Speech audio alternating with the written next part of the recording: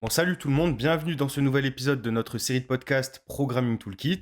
Alors, Programming Toolkit, c'est des podcasts filmés de courte durée où le but, ça va être de vous présenter différents sujets, principalement axés autour de la programmation. Donc, on vous présentera certains outils et stratégies de planification qu'on utilise dans nos coachings en vous présentant évidemment le contexte dans lequel on les utilise et en laissant place aussi à la nuance. Si ce genre de contenu vous plaît, n'hésitez pas à nous le signaler en laissant un like ou une note sur les plateformes de streaming. Vous pouvez aussi mettre vos suggestions dans les commentaires pour les sujets des prochains podcasts. Donc là, on va parler aujourd'hui un petit peu de la stratégie de mouvement, on va dire, au niveau des genoux sur le plan sagittal, donc de profil. Et voilà, on va expliquer un petit peu, donner notre point de vue sur... on voit souvent voilà, des gens qui vont dire qu'il faut avancer les genoux au moment du sticking point, ou à l'inverse, on entend aussi parfois qu'il ne faut pas du coup le faire, et qu'il faut un petit peu éviter ce qui pourrait survenir donc à un espèce de squat avec un pattern de good morning, donc, ce que ça pourrait impliquer quoi, de reculer les genoux ou de les avancer. Donc il y en a un de vous qui veut commencer ou je me lance?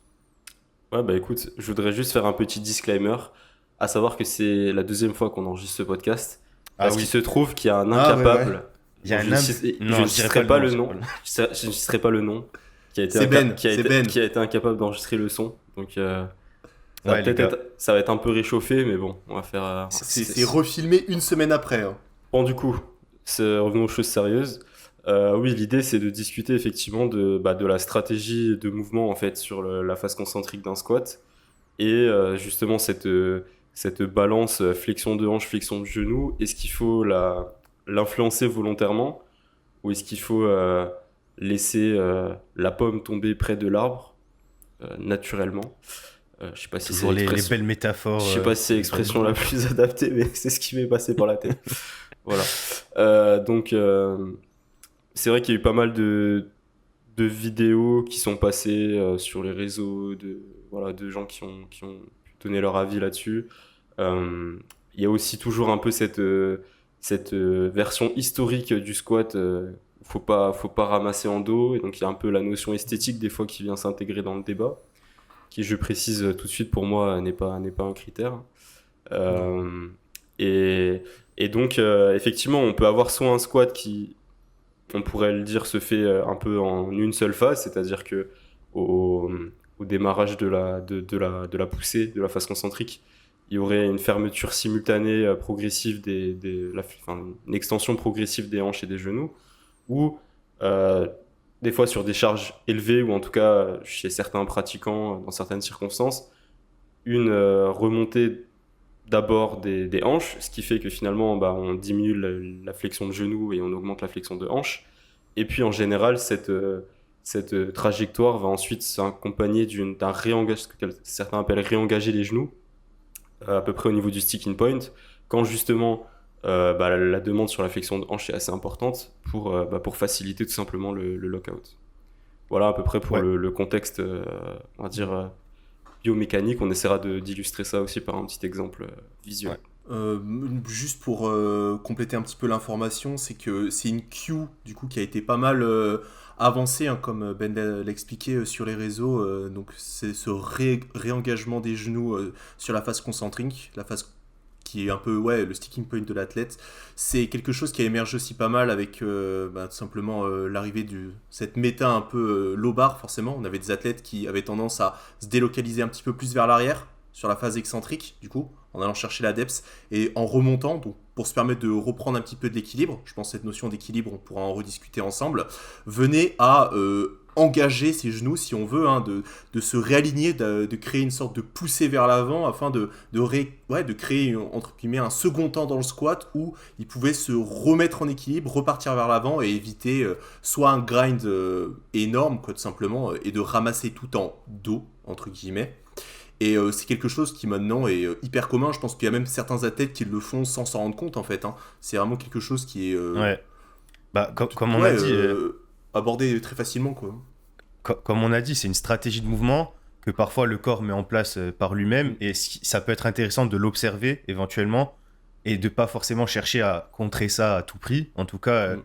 de considérer l'option parce que finalement, voilà, on va dire que le corps est bien fait et souvent, bah, vaut mieux, vaut mieux essayer de jouer avec ce qu'il nous propose, entre guillemets, plutôt que de vouloir aller à l'encontre. Moi, ce qui me fait. Ben, du coup, il y a quand même un rationnel biomécanique derrière tout ça, donc ça, on l'a un petit peu évoqué. J'entends quelqu'un qui veut parler depuis tout à l'heure. Non? Ok. Euh, et moi, c'est quelque chose que j'ai implémenté il n'y a pas si longtemps que ça. Alors, je connaissais déjà un petit peu les explications derrière, mais j'étais un peu plutôt dans la team il faut pas que je hip shoot, etc. Parce que j'avais un low bar, entre guillemets, relativement haut pendant très longtemps. Et c'est à peu près il y a environ un an et demi, peut-être par là, que j'ai décidé de baisser un petit peu plus la barre, etc. Suite à bah, des douleurs de genoux, j'ai voulu transférer un petit peu de charge, entre guillemets, sur les hanches. Et est arrivé le moment où je ratais, mais je ratais pas des barres forcément, mais mes RPE augmentaient de manière significative parce que je perdais un petit peu l'équilibre. Du coup, on revient sur cette notion d'équilibre. Et j'avais beaucoup de charges qui étaient transférées au niveau de l'arrière du pied. Et pour contrer ça, bah, forcément, bah, l'idée c'était de remettre son centre de gravité un petit peu plus en avant. Donc avancer les genoux, mais aussi avancer les hanches au final. Et bah, déjà, d'une part, l'équilibre était retrouvé. Et d'autre part, je me sentais un peu plus fort passer le sticking point avec ça. Du coup, j'ai commencé à formuler un petit peu ma réflexion et à vous en parler un petit peu, bon, une fois que j'ai bien avancé sur ma pratique aussi. Ouais, non, mais effectivement, c'est quelque chose que j'avais pas. Moi, j'ai toujours tendance à être un peu, on va dire, pas conservateur, mais à être assez euh, Oui, t'attends limité. des preuves solides. Non, alors, pas non plus, j'attendais pas qu'il y ait un article sur PubMed qui sorte et qui nous dise que J'ai pas dit il que fallait. c'était un article sur Il PubMed. fallait voilà. Benjamin. Mais on va dire, j'essaye d'être parcimonieux avec les cues et avec les changements volontaires, voilà, de trajectoire ou euh, voilà. Je pense que des fois on a tendance un peu à Surestimer un s'enthousiasmer petit trop peu, ouais. vite, voilà, sur des Mm. interventions, voilà, on va dire des interventions volontaires sur sa technique, là où il n'y a pas forcément besoin de le faire, en sachant que sur le deadlift et le squat en général on a une trajectoire qui doit être relativement rectiligne, donc généralement c'est des choses qui vont se faire assez naturellement. Mais c'est vrai que c'est quand même un fonctionnement, une stratégie de mouvement qui a pas mal de sens, dans la mesure où déjà de toute façon, souvent, comme tu l'avais dit, elle va se mettre en place naturellement, c'est-à-dire que en bas du mouvement, là où la demande sur l'extension du genou est la plus importante et où les quadriceps sont dans une position quand même relativement difficile, forcément, de justement hip shoot, ça va donner un avantage puisque on va transférer une partie de cette demande sur les extenseurs de hanche, donc il va être dans une position plus favorable. Et puis en retour, ça va faire que une fois qu'on se sera retrouvé dans cette position au niveau du sticking point, euh, il, il va y avoir, à mon avis, deux facteurs qui rentrent en jeu. Euh, le fait effectivement qu'il y a besoin de remettre les extenseurs de genoux peut-être dans une situation plus favorable. Et ça, pour moi, c'est lié, comme tu l'as dit, David, à un problème d'équilibre. Si vous regardez souvent, encore plus avec des gens qui vont avoir un low bar très low, un low bar, ils vont se retrouver après ce hip shoot assez facilement, encore plus s'il y a une cue comment dire, de fléchir les hanches avant même de commencer la descente, souvent, ils vont se retrouver assez rapidement sur l'arrière du pied. Et c'est pas une position dans laquelle fournir de la force est relativement facile au niveau du sticking point, que ce soit pour les extenseurs de hanches et encore plus pour les extenseurs de genoux. Et donc je pense que là, réengager les genoux, bah, c'est un peu salvateur parce que ça permet justement de se remettre dans une position de force où les extenseurs de genoux et de hanches vont pouvoir terminer le mouvement. Donc en fait, c'est un peu une stratégie où on va contourner la difficulté dans les deux portions, enfin dans la portion basse du mouvement, et on va se remettre une difficulté du coup au sticking point qu'on va recontourner. Donc c'est pas, ça peut être enfin, à partir du moment où c'est quelque chose qui va se mettre en place naturellement, je pense pas que ce soit une bonne idée d'essayer nécessairement de le contrer.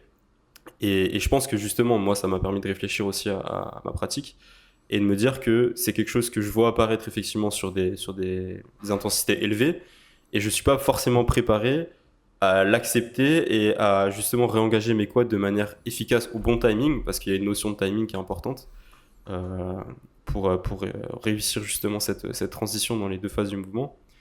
Et, Et je pense qu'il y a quand même beaucoup de gens aujourd'hui qui ont des bons squats et qu'on voit effectivement des athlètes de haut niveau mettre en place cette technique de façon Ouais, efficace. c'est ça.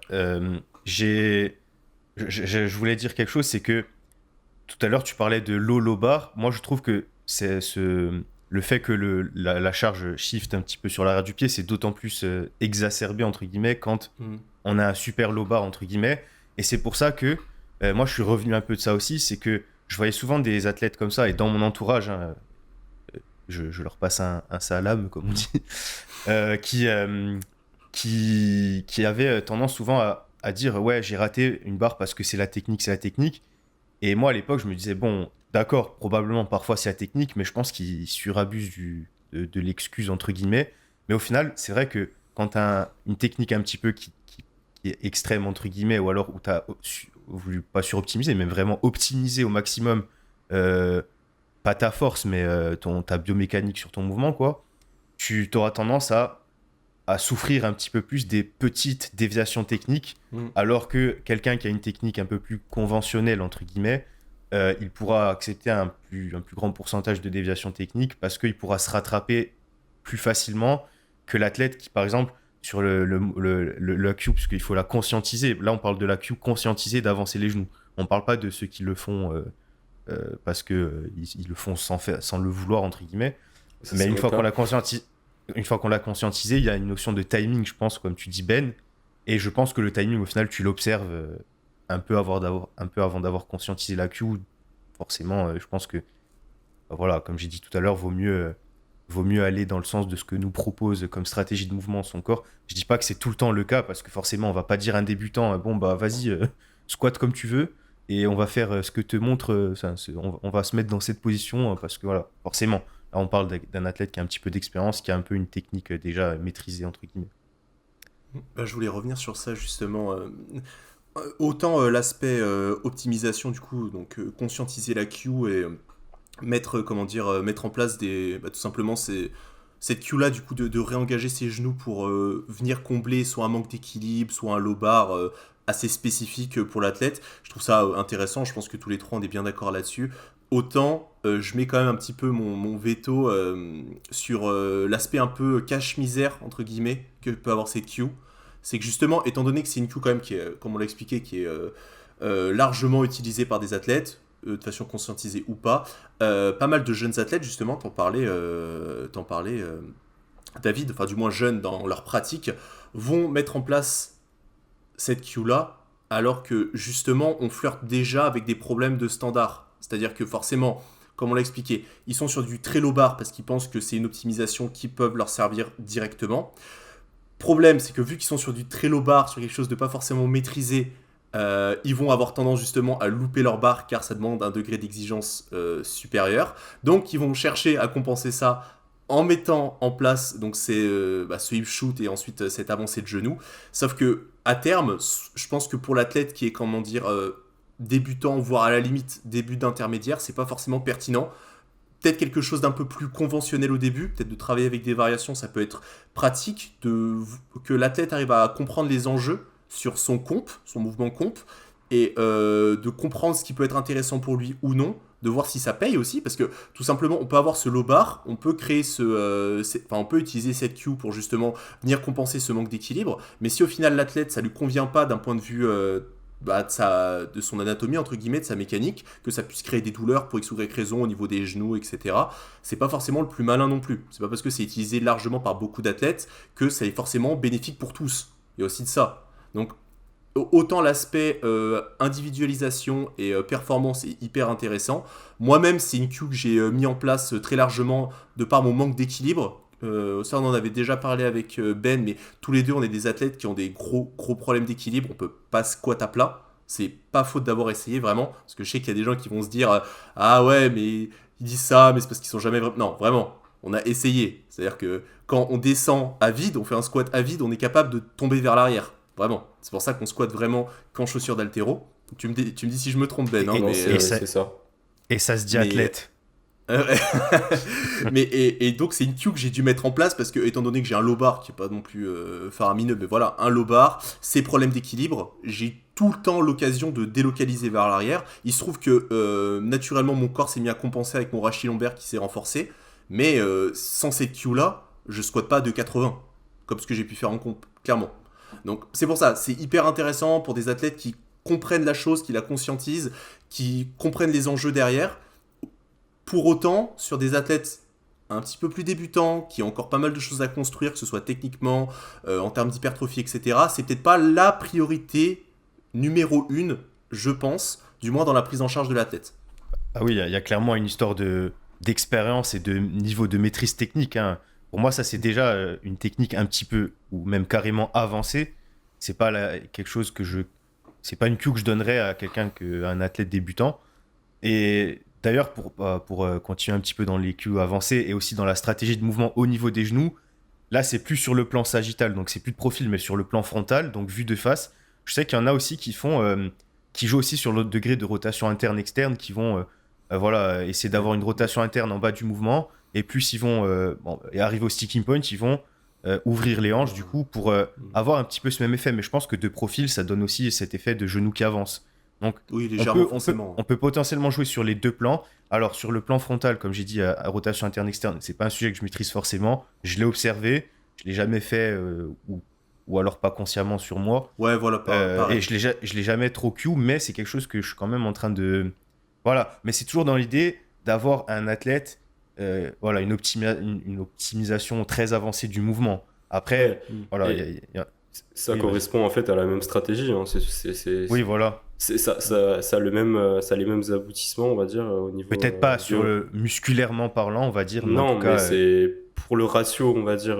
sur les leviers internes. Voilà, sur le ratio extension de hanche, extension de genou et sur l'équilibre, c'est à peu près le même oui, objectif, voilà, je pense. Ouais. Et je suis d'accord, pour moi, c'est pas du tout une cue par défaut qu'il faut imposer à un athlète.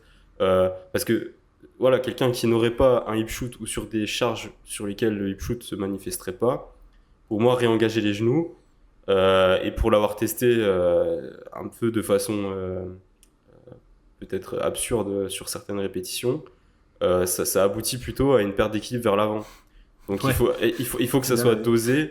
Ah oui, il y a ce risque-là. Ouais. Il faut que ça soit dosé. Et il faut, voilà, comme a dit Quentin, il faut comprendre le pourquoi du comment et pourquoi. Les enjeux, ouais. Voilà, c'est ça.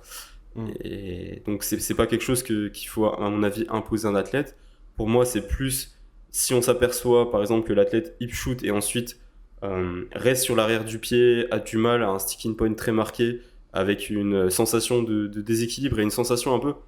Alors, vous me direz, un sticking point, on a toujours l'impression qu'on peut plus produire de force, mais je sais pas si vous voyez un peu cette sensation au squat de vraiment le moment où vous savez plus si c'est un problème de force ou si vous n'êtes pas en train le moment où le temps s'arrête. Le moment où le temps s'arrête, voilà. Et ben dans ce moment où le temps s'arrête. Et d'ailleurs, je pense que David, tu pourras mettre peut-être le lien le faire apparaître le lien de l'article de Stronger by Science, parce que d'ailleurs il lit une vidéo où on voit bien.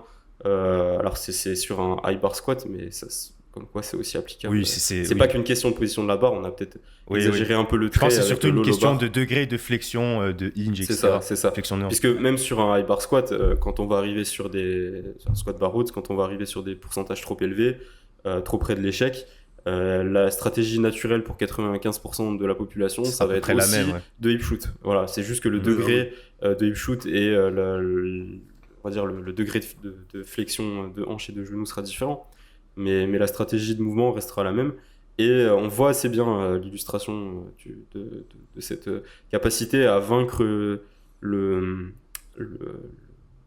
sticking point en faisant ça. Et je pense d'ailleurs qu'on voit assez fréquemment. Je serais intéressé de voir ce que ça donne, par exemple, au niveau de la vélocité, de la vitesse de barre, si on conserve un peu cette linéarité quand on est sur des vis-à-vis du RPE ou des RIR, quand on est sur des techniques comme ça, parce que c'est vrai qu'il y a des fois certains athlètes, je vois faire des doublés, des triplés, je vois la première rep, je me dis c'est mort, ça passera pas, et finalement peut-être que sur la deuxième rep ou la troisième rep, ils vont beaucoup mieux gérer ce timing de réengagement des genoux, et ça passe, voire même des fois ça passe visuellement mieux que la première. Donc pour revenir un peu sur cet aspect technique.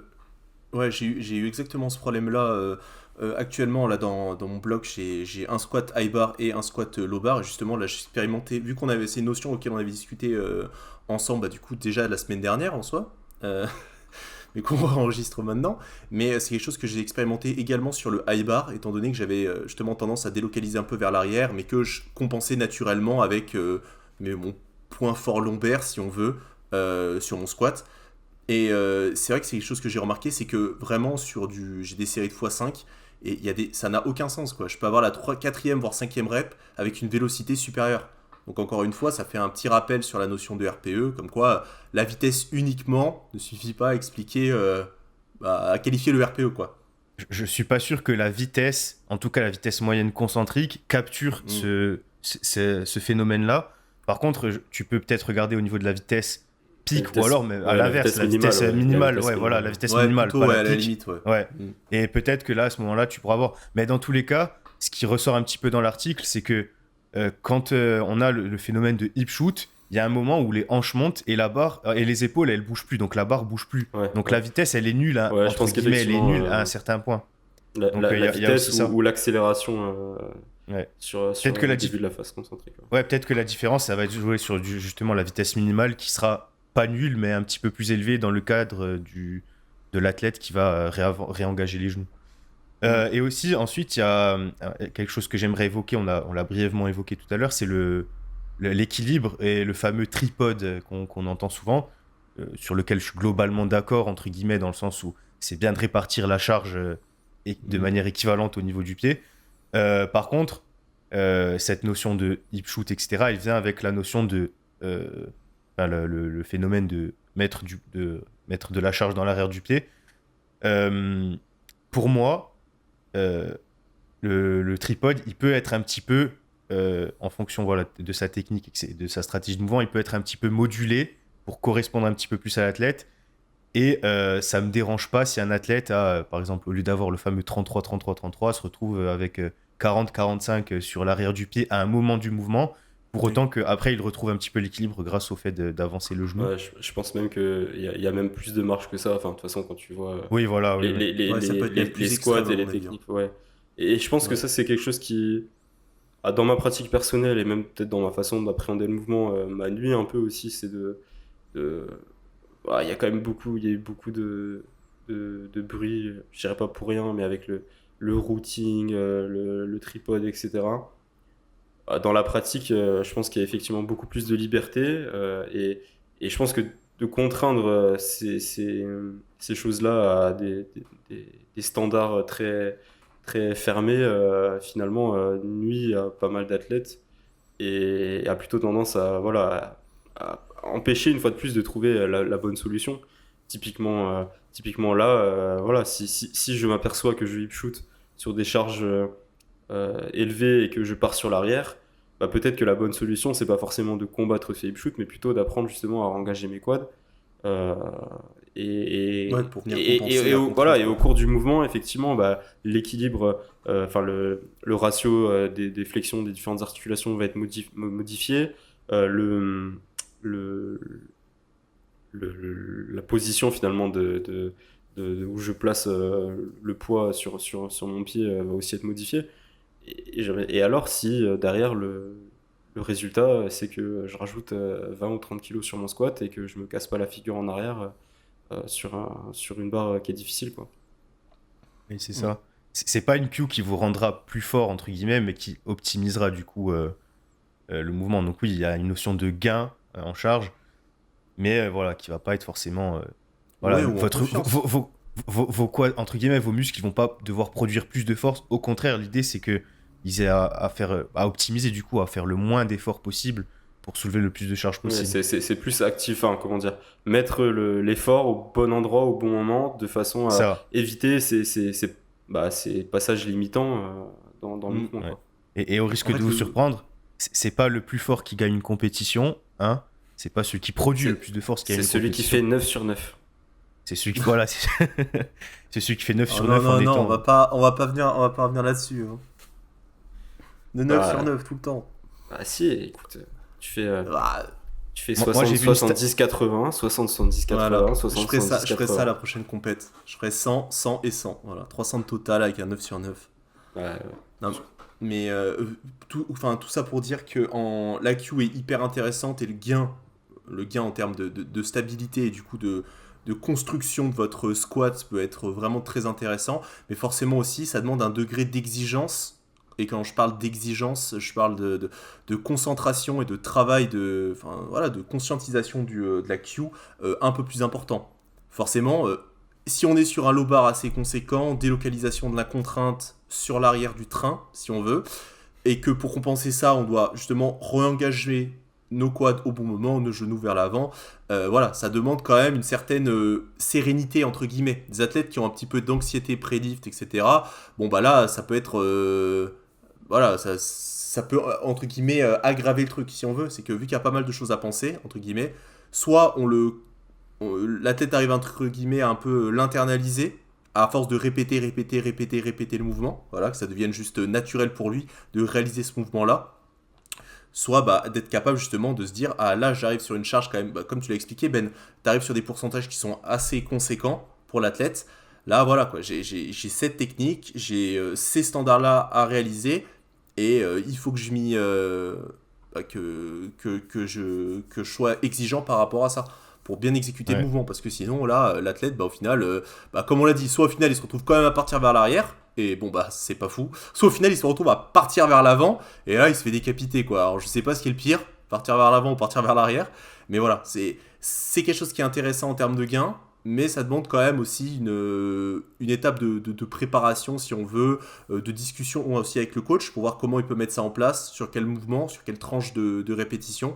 Voilà quoi, c'est pas quelque chose qui se fait comme ça. Je pense que c'est pas aussi un gain qui apparaît aussi immédiatement. Forcément, c'est comme tout, hein. Une cue, à part si c'est une cue magistrale parce que l'athlète faisait vraiment n'importe quoi et que là on arrive à avoir des différences directes, ce qui arrive très rarement, honnêtement, hein, on va pas se mentir. Quand ça clique.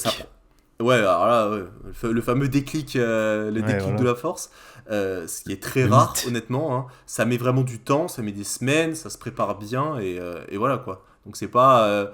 L'idée, faut pas se dire là, j'écoute ça, là, en tant qu'athlète, par exemple, vous êtes l'athlète intermédiaire, vous dites, ah putain, hein, vous vous reconnaissez, vous dites, putain, je pars tout le temps vers l'arrière sur mon squat, ok, demain je fais ça quoi. Imaginons Ouais. demain vous le faites, et bon, au lieu de partir à l'arrière, vous partez sur l'avant, au final, voilà quoi, vous n'êtes pas plus Eh, avancé. je préfère mourir et me faire décapiter que rater un squat. Voilà, je le dis. Bah, au Je- final, Le goût du Comme, sang. comme dirait Cédric en Doumbé, général, je ne peux pas perdre. ouais, je suis le meilleur et que le meilleur gagne, c'est ça. C'est- Non, mais Ça a très non, mal non. vieilli ce combat. ouais, très mal.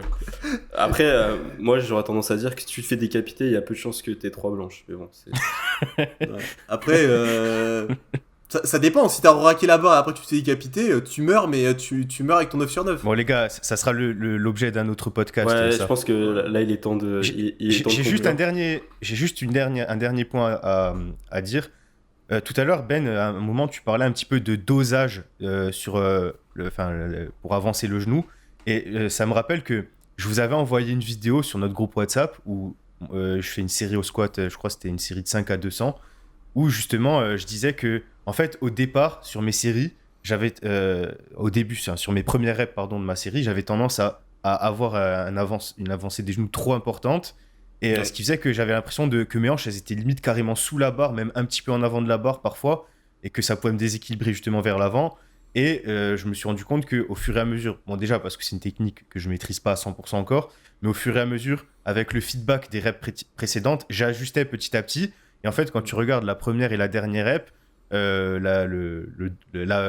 le degré d'avancement des genoux, ou d'avancée des genoux, il est au moins, je sais pas, il doit être peut-être au moins 50% moins élevé sur la dernière rep. Du coup, tout ça pour dire que je pense quand même que ça reste quelque chose qui doit rester globalement assez léger. C'est visible, on le remarque à la vidéo, mais il ne faut Oui. pas non plus chercher à avancer. Bon, ça, on le dit un petit peu Ouais. depuis tout à l'heure avec tous les risques énoncés. Et c'est pour ça que je trouve que Quentin, il fait bien d'appuyer sur le fait que c'est pas une technique pour débutants.